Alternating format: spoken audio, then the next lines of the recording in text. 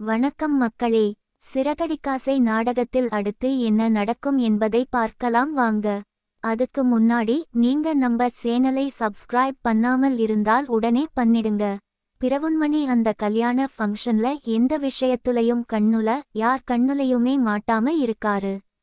கடைசியா வந்து பவானி காலத்துல மாப்பிள்ளை தாலி காட்டுறப்பதான் மேடையில நின்னுட்டு இருக்காரு. பிரவுன்மணி இதை பார்த்துட்டு, அப்பா இங்க பாருப்பா, யார் நின்னுட்டு இருக்கா அப்படின்னு சொல்லிட்டு அண்ணாமலை கிட்ட கூப்பிட்டு காமிக்கிறாங்க. அப்ப மேல சத்தத்துல அண்ணாமலைக்கு காது கேட்கலாம். அங்க பாருங்கப்பா, அங்க பாருங்கப்பா ன்னு சொல்றாங்க. என்னத்த பார்க்க சொல்றா அப்படின்னு சொல்லிட்டு டக்குன்னு பாக்குறப்பதான், ஏய் சம்மந்தி எப்படிடா இங்க அப்படின்னு சொல்றாங்க. அதே சமயத்துல தான் ரோகிணியும் பாக்குறாங்க. பார்த்துட்டு, ஐயையோ பிரவுன்மணி இங்க வந்திருக்கிறாரு, எங்க வீட்ல இருக்கறவங்க பார்த்துட்டாங்கன்னா போச்சு அப்படின்னு சொல்லிட்டு திரும்புறப்போ எல்லாரும் ஒட்டுமொத்தமா அங்க பிரவுன்மணியை பார்த்துட்டு இருக்கறத பார்க்கலாம். பாக்குறாங்க. அப்போ விஜயாவும் பார்த்துட்டு, என்ன சம்மந்தி இங்க வந்திருக்காங்க ன்னு சொல்லிட்டு பார்த்துட்டு இருக்காங்க. அப்போ அண்ணாமலை பக்கத்துல இருக்குற பரசுகிட்ட கேக்குறாங்க, இதை யாரு? அங்க இருக்கிறது சிவப்பு உள்ள சட்டை போட்டு நிக்கிறது யாரு அப்படின்னு கேக்குறாங்க. ஏய், நான் தான் ஆரம்பத்துல இருந்து உங்ககிட்ட மாப்பிள்ளையோட மாமாவை காமிக்கணும்னு சொன்னேன்ல. அதற்கான சந்தர்ப்பம் சூழ்நிலை அமையவே இல்லை. கடைசியா தாலி கட்டி முடிச்சதுக்கு அப்புறம்தான் நீங்க மாமாவை பார்க்க வேண்டியதா போச்சு. அவர்தான் வந்து மாப்பிள்ளையுடைய மாமா அப்படிங்கறாங்க. மாப்பிள்ளையுடைய மாமாவா? எனக்கு ஒண்ணுமே புரியலையே அப்படின்னு சொல்றாங்க. இல்லப்பா, மாப்பிள்ளையுடைய அம்மாவுடைய அண்ணன் அப்படின்னு சொல்றாங்க. அப்படியா? அப்படி வாய்ப்பு இருக்குறதுக்கு வாய்ப்பே இல்லையே அப்படின்னு சொல்றாங்க. ஏன், உனக்கு முன்னாடியே தெரியுமா அப்படின்னு சொல்றாங்க. சரியா போச்சு, போங்க, இது பாலர் அம்மாவுடைய மாமா அப்படின்னு பாலர் அம்மாவா? அதாங்க ரோகிணியுடைய மாமா அப்படின்னு சொல்றாங்க. அப்ப மனோஜ் பார்த்துட்டு, ஆமா, இது எங்க மாமாவாச்சே அப்படின்னு நினைச்சு சொல்லிட்டு இருக்காங்க. அப்ப என்ன சொல்றதுன்னு தெரியாம, பாலராம்மா உங்க மாமா என்ன இங்க வந்திருக்கிறாரு அப்படின்னு சொல்றாங்க. இவரு கேட்டா மாப்பிள்ளையோட மாமா அங்குறாரு. அப்ப யாருக்குதான் அவர் சொந்தம் அப்படின்னு சொல்றாங்க. இது எல்லாத்தையும் கரெக்டா வந்து அந்த பிரவுன்மணியும் பாத்துறாங்க. அச்சச்சோ, எல்லாரும் என்ன இங்க இருக்காங்க, எல்லாரும் என்னை பார்த்துட்டாங்களே, என்ன பண்றதுன்னு தெரியலையே. இந்த ரோகிணி பாப்பா வேற என்ன சமாளிக்கும்னு தெரியல. அந்த பாப்பா வேற ஏதோ புடிச்சு முழிச்சுக்கிட்டு நின்னுட்டு இருக்கிற மாதிரி இருக்குது. என்ன பண்றது? கல்யாணம் இப்பதான் முடிஞ்சிருக்கு, வேற ஏதாவது பிரச்சனை ஆயிடக்கூடாது மண்டபத்துல வச்சு அப்படின்னு நினைச்சுட்டு பார்த்துட்டே திருந்து முழிச்சுட்டே இருக்காங்க. அப்போ, ஏன் மலேசியா மாமா இங்க வாங்க அப்படின்னு சத்தம் போட்டு கூப்பிடுறாங்க. அப்போ அந்த பிரம்மணியோட சொந்தக்காரங்களை, மலேசிய மாமாவா, நீங்க எப்ப மலேசியாவுக்கு போனீங்க அப்படின்னு கேக்குறாங்க. அங்க இருக்கறவங்கள, ஏங்க இவரு இங்க பக்கத்து தெருவுல கறிக்கடை வச்சிருக்காங்க அப்படின்னு சொல்றப்போ மீனாவுடைய பிரண்ட்ஸ் சொல்றாங்க, ஆமா, இவரு ரொம்ப வருஷமா இங்கதான் கறிக்கடை வச்சிருக்காரு.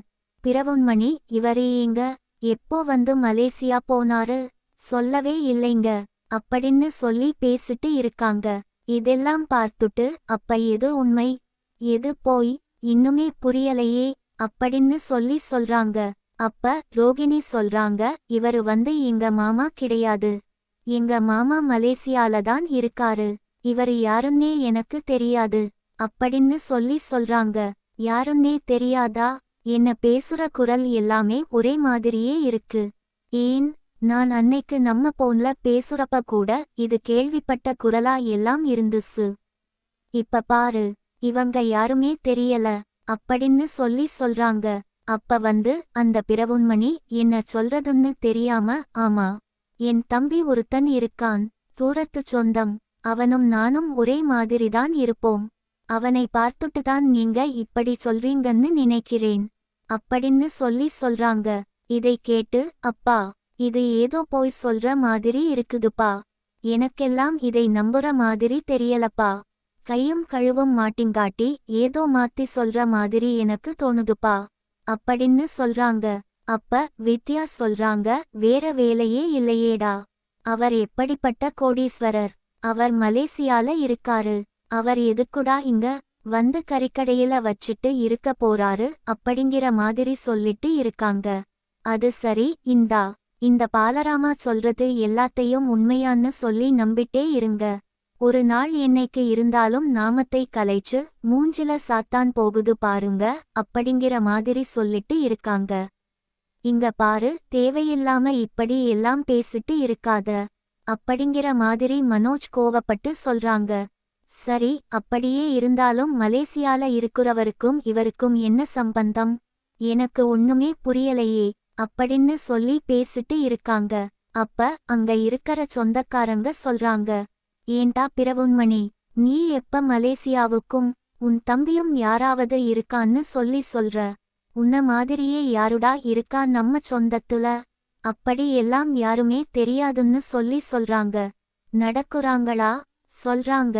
அப்ப முத்து இதாச்சான்னு சொல்லிட்டு, ஏங்க, இவரை மாதிரியே யாரும் இன்னொருத்தவங்க ட்வின்ஸ் இருக்காங்கன்னு சொல்றாங்க. ஆனா தூரத்துல சொந்தம்னு சொல்றாங்க. அப்படி ஏதாவது உங்களுக்கு தெரியுமா அப்படின்னு சொல்றாங்க. ஏப்பா, இவ பிறந்தா புடிச்சு எனக்கு தெரியும். அப்படி எல்லாம் ஒருத்தரும் கிடையாது. எதுக்குடா இப்படி மாத்தி பேசிட்டு இருக்கற அப்படின்னு சொல்றாங்க. அப்போ மாப்பிள்ளையுடைய அம்மாவும் வந்து, என்ன இப்படி எல்லாம் மாத்தி பேசிட்டு இருக்கற? எனக்கு ஒன்னும் புரியல. நீ என்ன சொல்றன்னு எனக்கு ஒண்ணுமே புரியலையே அப்படின்னு சொல்லி சொல்றாங்க. எல்லாரும் சொல்றதை பார்த்த உடனே முத்துவுக்கு சந்தேகம் வருது. அண்ணாமலை, விஜய் எல்லாருமே சந்தேகப்பட்டு ரோகிணியை பாக்குறாங்க.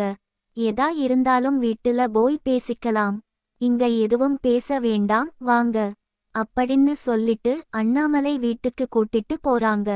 கூட்டிட்டு போன உடனே கூட்டிட்டு போறப்பவே முத்துவும் அந்த பிரவுன்மணியை வீட்டுக்கு அழைச்சிட்டு வந்துறாங்க.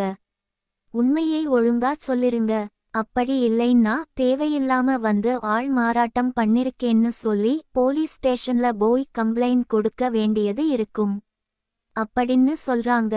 அப்ப பிரவுன்மணி என்ன பண்றதுன்னு தெரியாம, மாப்பிள்ளை வேற, கல்யாணம் இப்பதான் முடிஞ்சிருக்குது.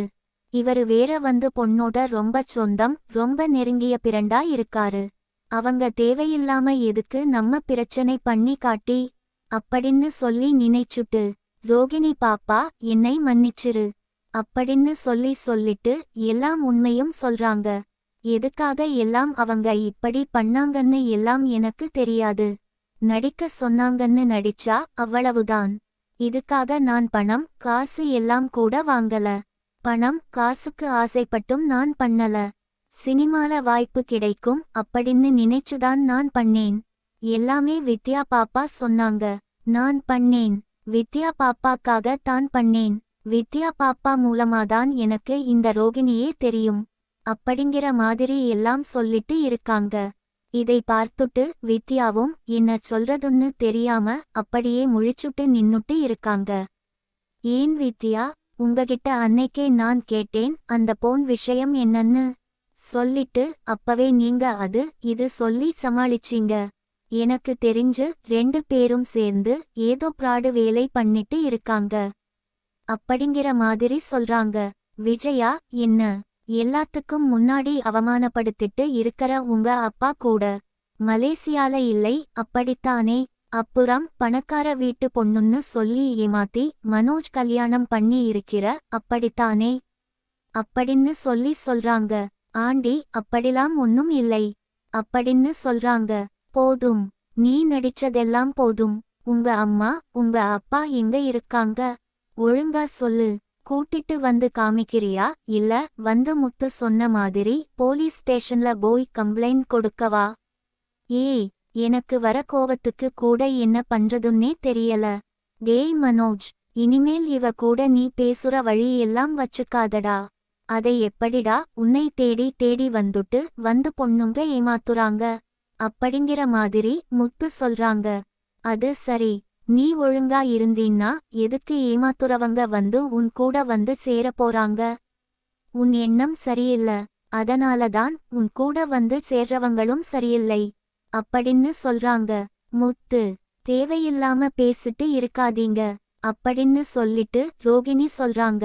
என்ன பாருமா, பண்ற தப்பெல்லாம் தப்பு மேல தப்பு பண்ணிட்டு இப்ப வந்து என்னமோ என்கிட்ட வந்து சத்தம் போட்டு பேசுறீங்க. அதுக்கெல்லாம் உங்களுக்கெல்லாம் இங்க எந்த உரிமை கிடையாது.